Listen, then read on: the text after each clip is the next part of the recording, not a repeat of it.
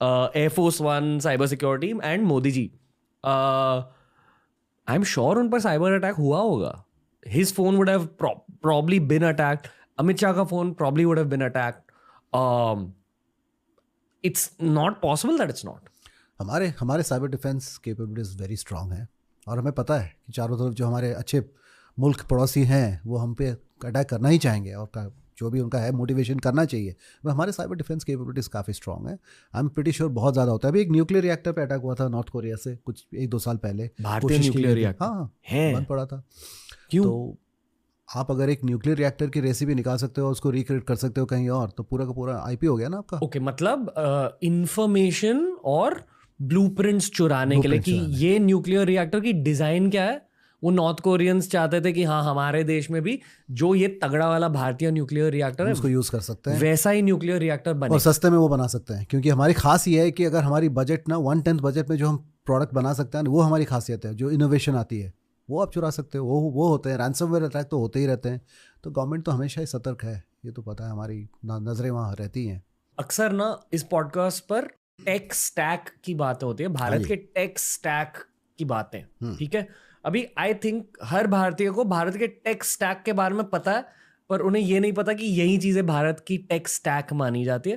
पहले ये बताइए कि टेक स्टैक है क्या, पर मैं आपसे ये भी पूछना चाहूंगा कि आई एम श्योर एक साइबर सिक्योरिटी के पर्सपेक्टिव से ये टेक स्टैक के पीछे भी एक लॉजिक है कि इसकी सिक्योरिटी इतनी तगड़ी कैसी है। क्योंकि अगर ये चीज आसान होती टेक स्टैक बनाना, यूपीआई, आधार एटसेट्रा एटसेट्रा, तो दुनिया भर के देश करते, पर कोई तो वजह होगी कि दुनिया भर के देश नहीं कर पा रही है। भारत क्यों कर पा रहा है?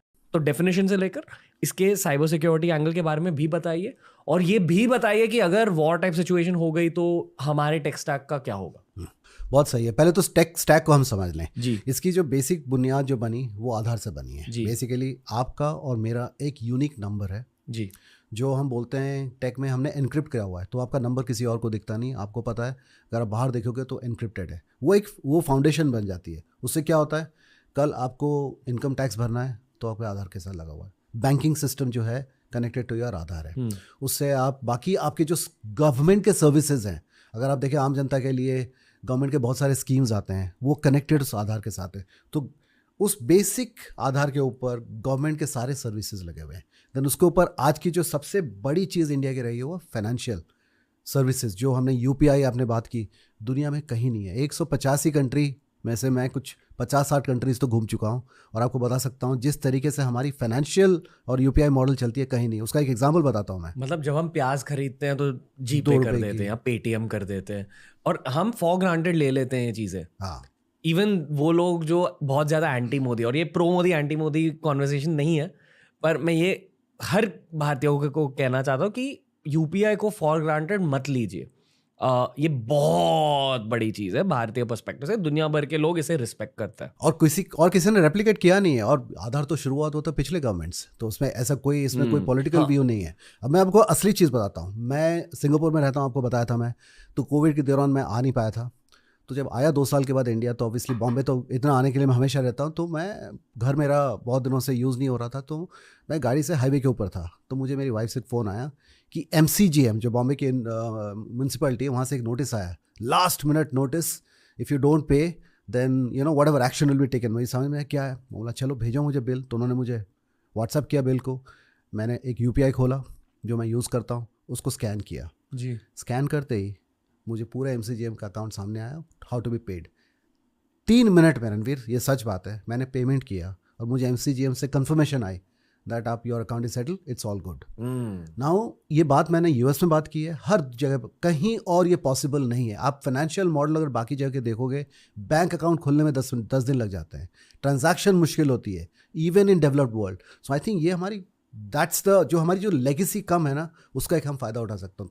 अब ये सारी चीज़ें तो अच्छी हो गई, और ये अच्छी बात है, और इसके लिए टेक्नोलॉजी की ज़रूरत है। तो मैं सिर्फ डराना नहीं चाहता हूँ, क्योंकि अगर हम डर के रहेंगे तो, अगर हम डर रहे होते थे ना, तो हम जब कार बन रही थी, तो अगर हम ट्रैफिक जाम के बारे में सोच रहे होते तो कार तो आगे बढ़ती ही नहीं थी। तो अच्छी बात है मैं सोचें, तो ये अच्छी बात है। लेकिन it also makes us vulnerable, क्योंकि अगर सिस्टम में कोई वनरेबिलिटी रहेगी या कोई कमज़ोरी रहेगी, दुश्मन तो चाहेंगे उसको ये करने, क्योंकि ये पूरे वर्ल्ड की एनवी है कि ऐसे हो कैसे गया। ये इसलिए हुआ क्योंकि हमारी कंप्यूटर इंजीनियरिंग स्किल्स अच्छे हैं, हमारे कोडिंग स्किल्स दुनिया के कुछ बेहतरीन कोडिंग स्किल्स में से माने जाएंगे। ये एक वजह है कि 100%। यूपीआई क्रिएट हुआ है। 100%।